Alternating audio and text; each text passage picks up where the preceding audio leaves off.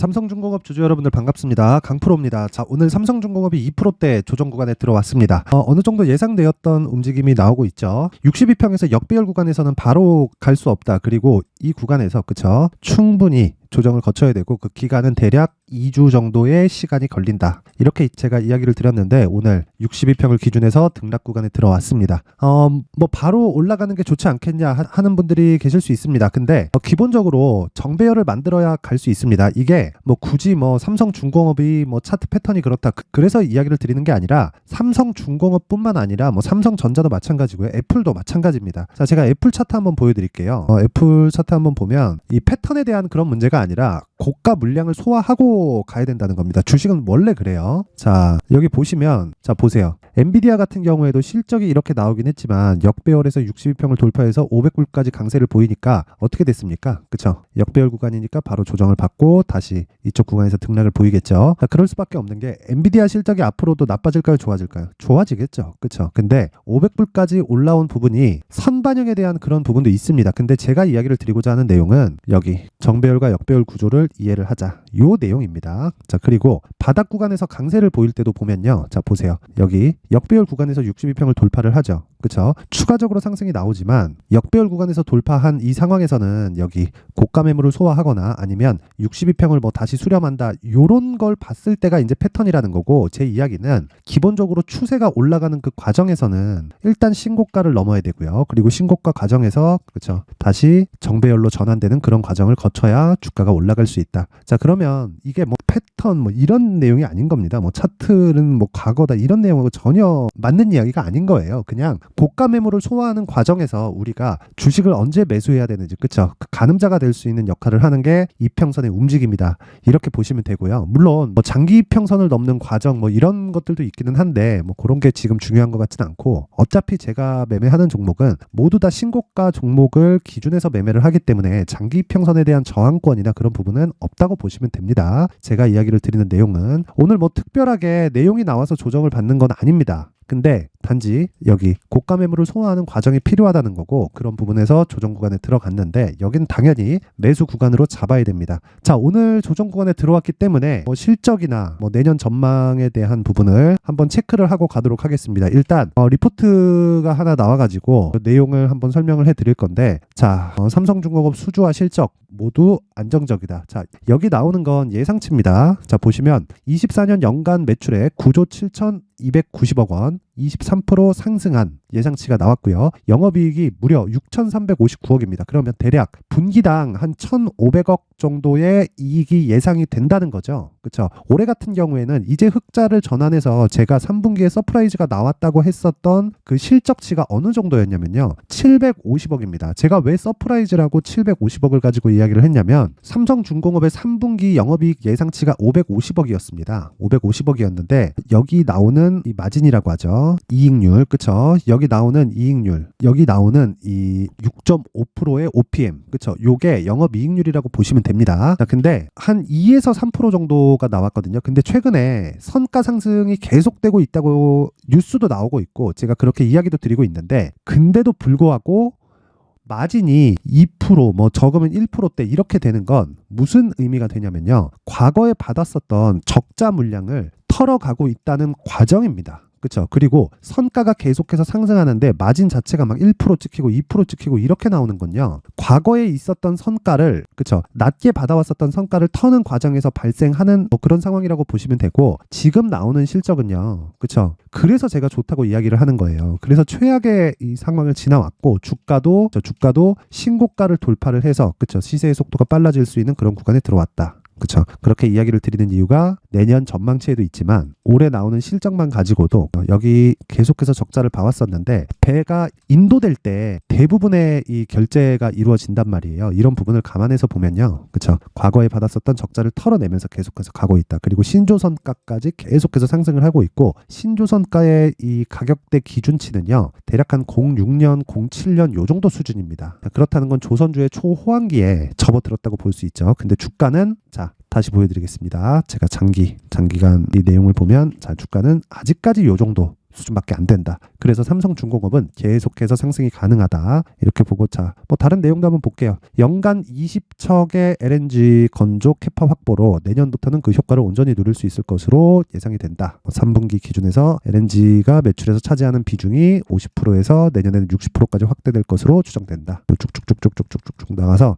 여기 내년 줄어들 것으로 예상되는 일반 상선 수주분을 해양 플랜트에서 충분히 채울 수 있는 동사의 매력도는 조선 3사 중에 가장 높다고 판단이 되고 안정적인 수주와 실적 개선을 바탕으로 현재 주가 레벨에서 상승 여력이 충분하다고 판단한다. 여기는 저도 동의를 합니다. 근데 이 내용입니다. 상선 수주분을 해양 플랜트에서 충분히 채울 수 있다. 그쵸? 해양 플랜트, FLNG 같은 이야기를 하는 건데 FLNG가 사실상 이게 배가 아니에요. 그러니까 배는 배인데 막 상선이나 그쵸? 이런 쪽이 아니란 말이에요. 근데 기본적으로 조선업황이 개선되는 상황은 상선을 시작해서 나옵니다. 근데 FLNG 쪽으로 이 수주가 이루어지고 만약에 FLNG 쪽으로 쫙 몰리는 상황이 벌어질 거예요. 이런 상황이 되잖아요. 그러면 시세의 끝물에 왔다고 보면 됩니다. 근데 여기까지 가는데 대략 한 길면 한 3년, 4년, 짧으면 한 2년 정도? 요 정도의 시간이 걸립니다. 근데 지금 시작이니까 앞으로 2년 정도는 충분히 가능하다. 근데 시세가 나오는 구간 있죠? 시세가 나오는 구간. 자, 여기 예를 들어서 과거의 움직임을 보면 시세가 나오는 구간, 그쵸? 이때는 어떻게 되냐면 자 보세요. 3, 4개월 오르고 조정받고 3, 4개월 오르고 조정받고 그쵸? 이렇게 된단 말이에요. 그리고 여기 조정이 적게 보일 수 있는데 고가에서 한 20%씩 빼잖아요.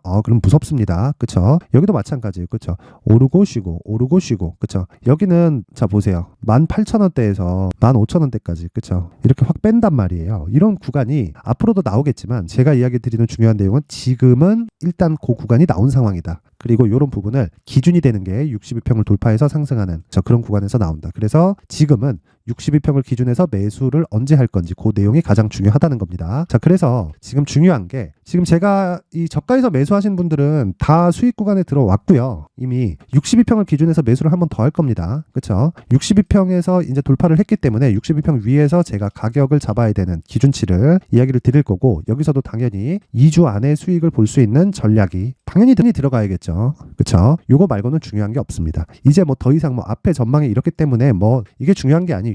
이미 결정이 됐다. 그쵸? 상선에서 플랜트로 넘어가는 그 시작점이 이번 달이 11월 달. 그쵸? 이게 캐나다 시더. 그쵸? 이쪽에서 수주 들어온 FLNG 이쪽이라고 보시면 되고 이거보다 뭐 추가적으로 뭐 좋은 내용을 찾아가지고 억지로 붙인다? 이런다고 한들 의미가 없죠. 그래서 지금 중요한 건 2주 안에 내가 나올 수 있는 가격을 찾자. 요거 말고 중요한 게 없다. 자, 그래서 요 내용까지 제가 영상에서 이야기를 드리면 너무 긴 내용이 될 수 있기 때문에 여기 19페이지에 걸쳐서 내용을 준비를 해왔고요. 그리고 모든 분들한테 제가 전달을 해드리겠지만 무엇보다 그래도 이 만든 사람 성의가 있으니까 그래도 최소한의 성의를 보여주시는 분들에 한해서만 제가 삼성중공업의 가격 그리고 단기 보유 전략을 공유해드리도록 할 텐데 돈은 안 받습니다. 돈 안 받고 영상 상단에 있는 전화번호로 숫자 3이라고 문자를 보내주시는 분들에 한해서만 제가 삼성중공업의 가격 그리고 단기 보유 전략을 공유해 드리도록 할 테니까 이 내용 딱 받아가셔서 공부하시고요. 그리고 똑같이 적용시켜서 매매를 하면 되는 겁니다. 그리고 너무 어렵게 보지 마시고 조정은 있고 제가 조정이 있을 거라고 이야기를 드렸고요. 대략 한 2주 정도의 기간이 필요하다고 이야기를 드렸어요. 그러면 그 구간에 내가 매수할 수 있는 가격대, 그쵸? 내가 매수한 이후부터 2주 안에 수익으로 전환이 돼야 앞서서 말씀드렸다시피 장기 투자로 들어갈 수 있는데 그 장기 투자는 3개월 안쪽이 돼야 됩니다. 그러면 3개월 동안 보유하기 위해서는 2주 안에 수익이 나야 된다. 그래서 이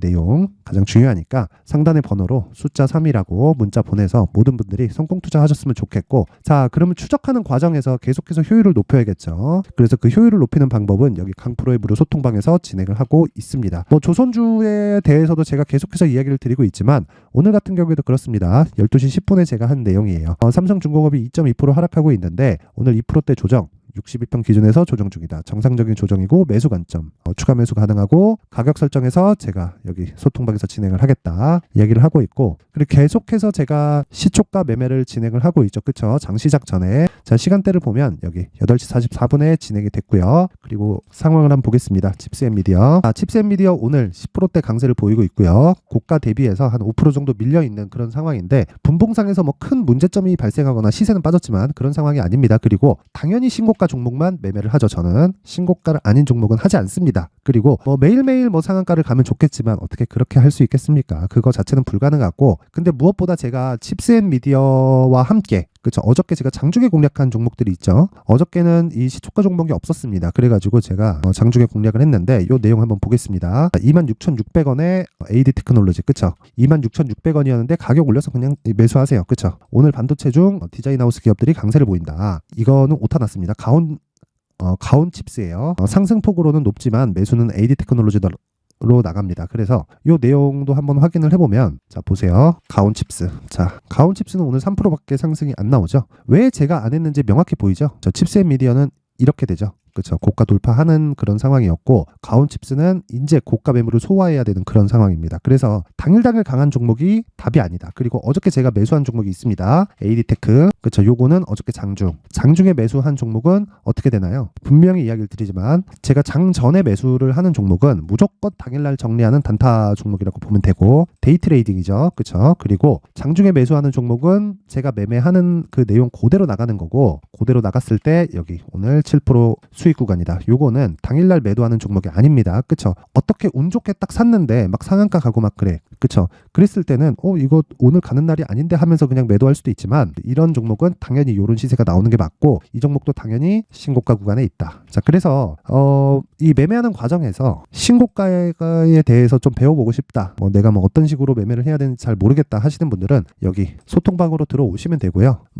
진짜 심리가 안 잡힌다 하시는 분들만 오시고, 공부할 자세가 되어 있는 분들만 오시면 됩니다. 무엇보다 중요한 건 저는 효율에 집중을 합니다. 효율이 떨어지면 주식시장에서 심리가 무너지기 때문에 정말 매매하기가 어려워져요. 그리고 그러다 보면 되게 이 무리수를 잡고 가게 되거든요. 그러면 당연히 손실 구간으로 접어들 수밖에 없다. 그래서 지금 중요한 거는 효율을 높이기 위한 신고가에 대한 이해, 그리고 요런 이해가 삼성중공업의 매매까지 이어지는 겁니다. 자, 그래서 오늘 같은 경우에 일단 저희 방에 계신 분들도 이 영상을 보실 테니까 AD 테크놀로지 저 오늘 7% 상승한 내용, 그쵸? 여기 27,500원까지 상승한 내용 축하드리고요. 그리고 오늘 칩스앤미디어도 시초가 기준에서 한 10% 정도 상승 구간에 있는데 수익 축하드립니다. 이거는 종가까지 가서 상한가를 갔을 때는 보유하고 상한가 안 들어가면 매도한다. 그렇죠? 여기까지 이해를 하시면 됩니다. 자, 그리고 삼성중공업 지금 걱정하실 필요 없고 매도 구간 아닙니다. 그리고 매수하는 가격 반드시 중요하고, 자, 내가 소통방, 그렇죠? 소통방에 입장을 하고 싶다.